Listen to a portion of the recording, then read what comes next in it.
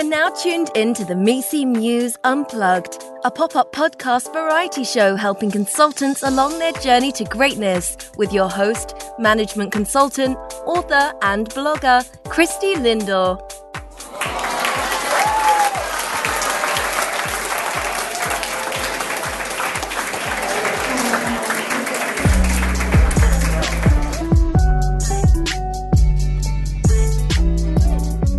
Hi, go-getters. Welcome to the Misi Muse Unplugged podcast show. For episode 27, we will be doing a segment that I call Quick Wins. And if this is your first time tuning in, Quick Wins is when I have an opportunity to discuss products, services, or ideas to help round out your consulting toolkit. Today's guest, we've got Jenny Rae LaRue. A little bit about Jenny Rae. She is an ex-MBB consultant, and she's now the managing director of managementconsultant.com. And in today's episode, Jenny Rae shares a little bit about her career journey, which is quite fascinating, and a little bit about the things that the team at managementconsultant.com are doing. I think you'll really enjoy some of the perspective she shares, as well as, kind of where you can use the site, whether you are working in corporate consulting or you're independent consulting. So definitely check out managementconsultant.com. And a couple more announcements. So I feel like the last couple of episodes, we've had so many announcements. There's just so much going on, go-getters. The first one I want to talk about is we're going to take a break. So we have episode 28 that's going to be coming up on December 8th.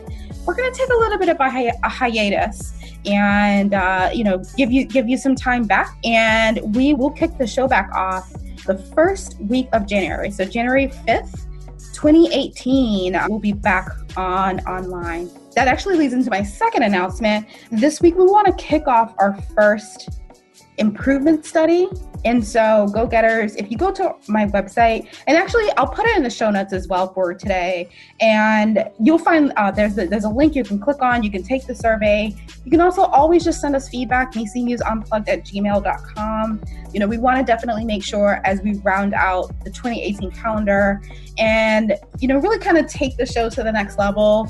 We want to make sure that your voice is heard. I've gotten so much great feedback, so much information. It's been such a blast since we've launched the show about 5 months ago. So let us know what you're thinking, what you like, what you don't like, what you'd like to see more of, less of. Would love to hear your feedback on how we can improve the show.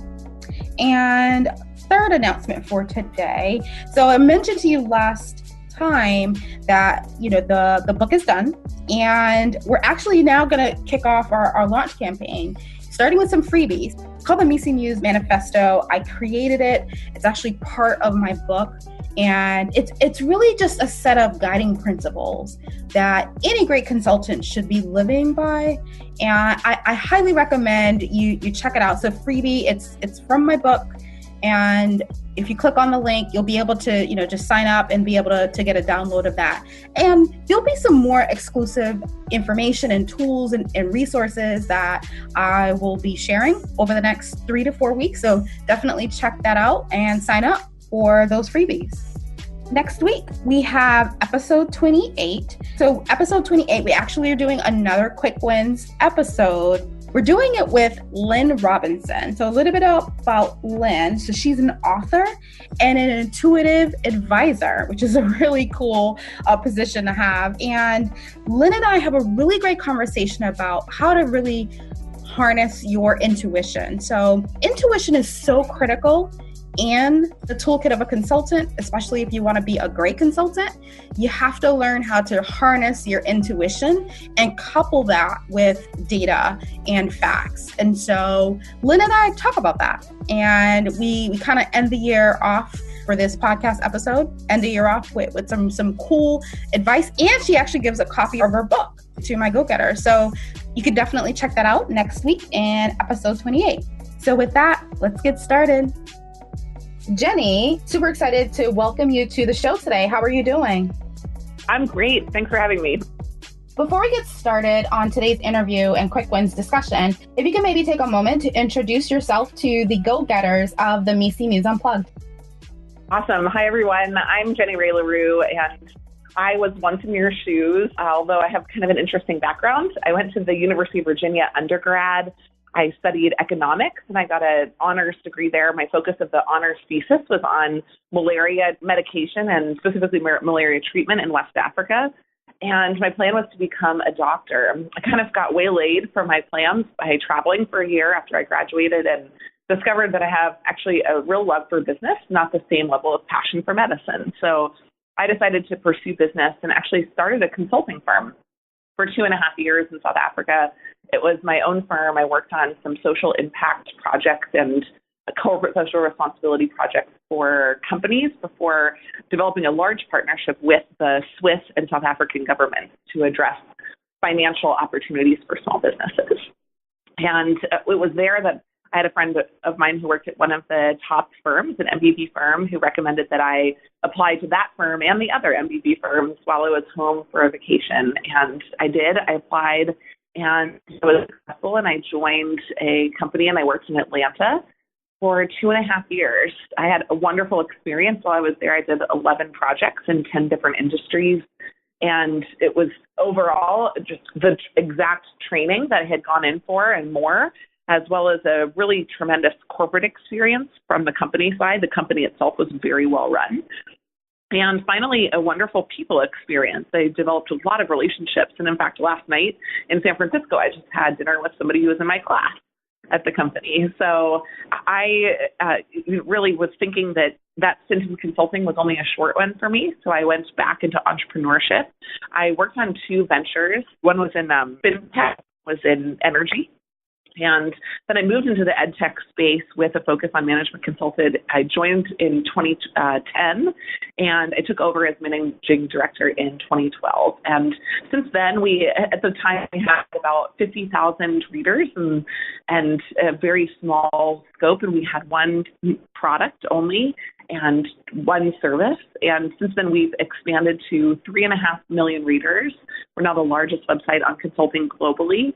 And we've really ramped up in terms of the products and service offer as a whole service organization to help people both get into and then be successful with the skills needed on the job as consultants. You've said a couple things that has intrigued me that I want to kind of go back to. You mentioned your consulting firm that you started and doing work with the South African government, and then, pivoting from kind of that entrepreneurial space into more of a structured, kind of in the MBB firm space. I'd be curious to hear from your perspective, like what's the biggest differences? I think obviously the work itself, would be a little different, but just if you can maybe share insights of the differences of kind of running your own firm versus working at a corporate consulting firm, and what did you consider the pros and cons, just briefly? You bet. So let me actually talk first about what the similarities are, because I think that's telling, and then I'll go into the differences. For the similarities, interestingly, the firm came about because I had gone to South Africa on a one-way ticket, and my goal was to find employment or create it if I had to. And I began asking people if they knew really busy CEOs that had special projects that were likely unfinished inside their organizations. And really effectively, that's what consulting at my level was for that 2.5-year period. It was speaking to CEOs out what problems they needed addressed inside their organization that really either weren't in scope or maybe were really important but not super urgent, so they hadn't staffed someone on them yet. They were able to parcel them out, give them to me, and let me solve them in a short period of time. And in addition, the focus was really on utilizing data, internal and external, so doing everything from internal employee interviews to market research externally to create informed decision-making, which was not very utilized, actually, in a lot of those companies. So fast forward to my time at Bain, I had a really similar experience. A lot of the partners were really good at what they did. Were not called in late in the process of working with the CEO. They were having conversations early. They were asking them how they were addressing specific challenges in their business or their market. And they were proposing that we, as Bain, would come in and solve problems that either someone hadn't been tasked to solve or they didn't have capabilities to solve. And we were just doing it at a larger scale. We were using more advanced data and analytics. For example, at Bain, we had a statistical PhD who reviewed all of the surveys that we worked with. And so there were things that were really special about the experience of working for a large corporate. And that's not unique to the company that I worked for. That's really consistent across the large corporate consulting space. So the main differences, I think, are that in the one role I was selling, and the other one I was a junior analyst. And then if you kind of flip it around, the way that the partners were working and the utilization of the data that they were using was much more advanced corporate. Jenny, what would you say is your definition of a great consultant? Yeah, good question. Number one, they're a fantastic listener. Great consultants, in order to get things done, they don't have any actual power. So their only power comes through influence and persuasion. In order to be influential and persuasive, you have to be a tremendous listener. So number one, great listener. Number two, incredibly fundamentally convicted of what the right decision is for an organization. Not wishy-washy, not providing 10 solutions, really picking one or maybe a secondary alternative, but usually just one. Usually there's really, once you look at the data in a holistic way, there's really one right course of action that makes sense. And so that's the second one. It's really just a deep conviction about what the right move is. And then interestingly, I would say that third is that they're incredibly focused, which ties to point two, but it's a little bit different. I actually had somebody ask me at the Yale School of Management 2 years ago. I did an event there. And someone said this summer I worked at both, I worked in a company that was working with one of the MBB firms, and I was working with a smaller tech consulting firm. And there was a difference between the two of them. But the key issue was that when I was talking with them and trying to understand what was happening, he said, I was working twice as much as the other guy was. So I asked, why are we working so much more? And he asked me that question because he hadn't really gotten a satisfactory answer. I just said, well, the partner for the MBB firm was more focused. They defined their problem smaller. They defined it in a more narrow and deep way. And therefore, they were able to come up with, I think, a faster solution using less of their team's resources. So those are maybe some of the key elements of consultants that I think are really important about what makes one great. Awesome. So I want to pivot. I want to go to talking a little bit about managementconsultant.com. I think the first question is, would be interested in a little bit of the founding story of how did the website kind of come to be? Because it's such a great resource for consultants. Yeah. So the website was actually founded by my business partner, Kevin Gao. And Kevin founded it after he left. He had a friend that was running a very similar website, Breaking into Wall Street, which many people on the podcast also may have heard of.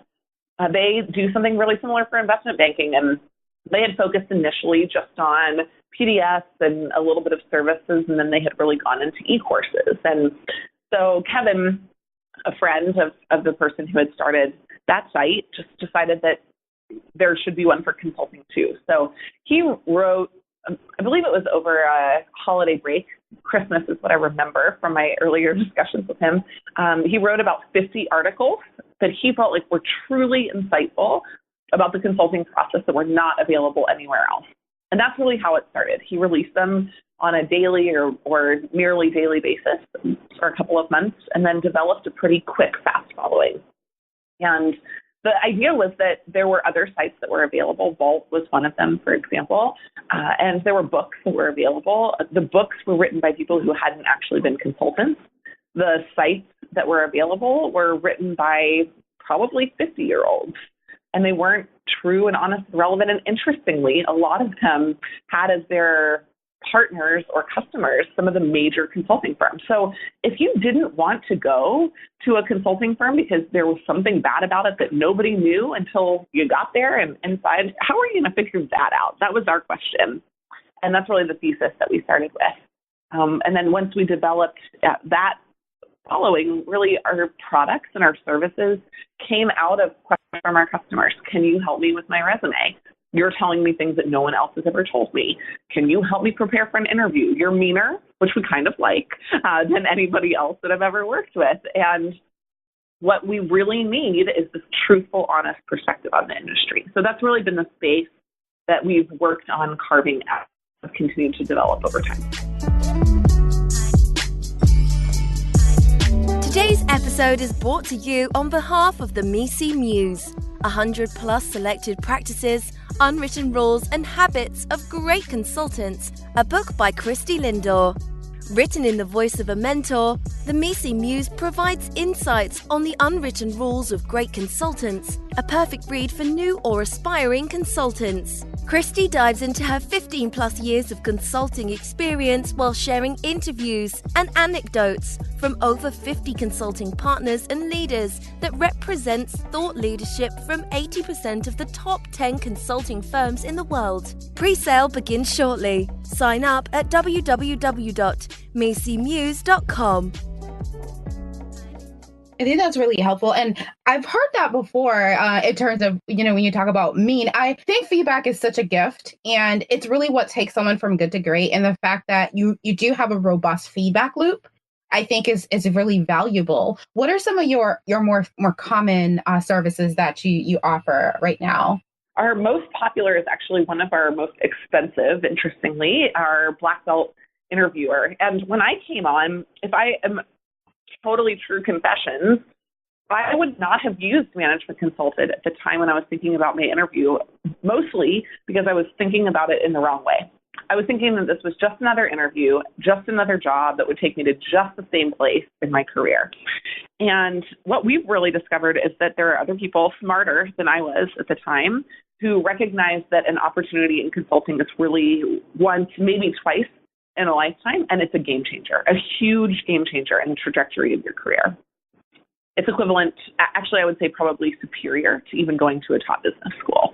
It's a brand and a network that you will not be able to replicate in other experiences in your life. And so people recognizing that value, and Black Belt's only been around for about 4 years, but what they said was, we don't want just one-off services. We don't want just a coaching service. And our one-on-one coaching services have always been special. We don't do them the same as anyone else in the market. We don't run a case and then tell you afterwards how we handhold, we interrupt, we tell people to do it again. We are incredibly deep with our feedback, and we're also pretty relentless about not letting people get away with mistakes, because this is supposed to be the safe space. The interview is the hard front that people have to address. So what happened was that Black Belt really developed as those principles, being really honest, hand-holding, going deep with the feedback, plus homework that you could do outside of the sessions together, that were carried out over any time between about 2 weeks. And for many people, it can be as long as 6 months. So it's more of a programmatic approach to actually really becoming a clear, strategic, structured thinker. And a lot of the coaching that you talk about is so invaluable and needed, particularly for newbie or aspiring consultants. What about, Jenny, what about for individuals that may have been kind of, like you've done in the past? They want to maybe become an independent consultant or freelance or start their own consulting firm. Would management consultant be a destination for them as well? I love that question, actually. So there are a couple things that we're doing, and in the very near future, and I don't exactly what the timing lineup will be related to the release of this podcast, but in the very near future, we're actually releasing a strategy information piece that really talks about how a top-level consultant in an MBB firm would think about a big strategy problem. One of the first ones that we're doing is Nestle buying Blue Bottle coffee. Another one is Amazon buying Whole Foods. Third is looking at Apple's release of products and how they choose how many at what price point.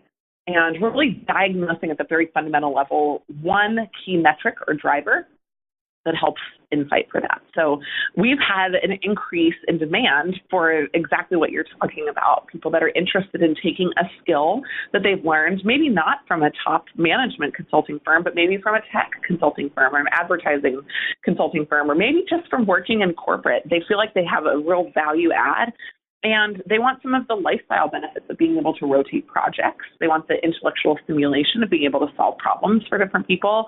And in some ways, they actually just want to risk adjust their life. They don't want to have one employer. They want multiple people involved. And so we do have one product actually that serves that market right now, which is our independent consultants boot camp. But more than anything, we actually do a lot of one-on-one coaching with people that are in consulting or in other places in the space that use consulting tools like corporate development and private equity. And go-getters, we'll make sure to add some of the links in the show notes for you as well. Kind of speaking kind of to that point, Jenny, from, I know you work with a lot of consultants, a lot of, aspiring consultants, traveling, speaking, always kind of in this space. From your vantage point, what's kind of the state of consulting at this time? Anything surprising that you're noticing? It's a great question. So we've seen a huge ramp up in consulting service spend over the last couple of years. I actually do a co-presentation with somebody who focuses on government consulting in one of the PhD programs, one of their conferences every year. And looking at the numbers, it's astounding how many dollars are spent toward the consulting field. And it doesn't probably even on aggregate represent some of what we're talking about in the freelancer space. Is really more identified as a contractor market when you're not necessarily doing a scoped project with a beginning, middle, and end that has a defined decision point, but really working as an outside manager or somebody who's helping with projects as they come up, right? So we define the two of them a little differently. Our numbers don't even really count those freelancer contractors, which is another huge market. But yeah, we're seeing billions of dollars flowing toward the consulting firm. We're seeing strong growth, which has resulted in strong hiring. And a lot of people ask us, at what point are these guys going to get replaced? And all of the research that I'm reading is that they won't. They will go through cycles just the same way that the economy does. There will be different levels of spend. Some of the spend on consulting services is discretionary and isn't core. But fundamentally, AI can't replace, at least certainly at the level that we have it right now, and in no projected time in the future, can replace the human element, the human judgment, and the human relationship that consulting really thrives on. So I actually think that it's a very strong play going forward. Great. And I completely agree with that point of view as well. We could definitely automate a lot of things, but the human judgment and that human journey, it is very hard to duplicate. So, this was a fantastic conversation, Jenny. How can people reach you or your team if they're interested in your services? We have a really active team. We have a policy of responding within 24 hours. We always will take a look at your particular situation, and we can also direct you toward most of our resources, which are totally free, which will help you kind of develop an idea of where you are in the industry and if you're ready for your interview as well. So to reach us, the best way is to first go onto our website just to check out what's available there. There's so many resources. We are up to almost 300 articles on consulting right now that are really deep in content. Our minimum word length is 1,000 words. So we have really detailed content on our website, but you can also just email us directly. The best email is actually team, T-E-A-M, @managementconsulted.com. And the focus of that is that you'll reach the members of our core team, including myself and Naman, who's our operations manager. And Naman is the one who's responsible for the 24-hour response rate. If he gets the email, he'll definitely be back to you in really short order. And we'd love to hear from you guys. We'd love to answer your questions. And if there's something that you see we don't offer, like I mentioned earlier, our very best ideas and resources and articles and products have come from requests from our community. So please make sure that you reach out and propose something or ask for it if you don't see it yet. Awesome. Well, thank you so much for being on this show, Jenny. I know personally, I love managementconsultant.com. I've used it for many years, and I've kind of grew up in consultant and have gone through the website. I've used it for resume services, and I think you guys are fantastic and keep doing such a great job in serving our community. Thank you so much. We love to have lifers that are a part of our community. We have now, thankfully, almost 1 million of them, which is so fun for us. And we are even beginning to expand fun things like dinners or drinks out, meetups in different places, just to get even more face-to-face time with people.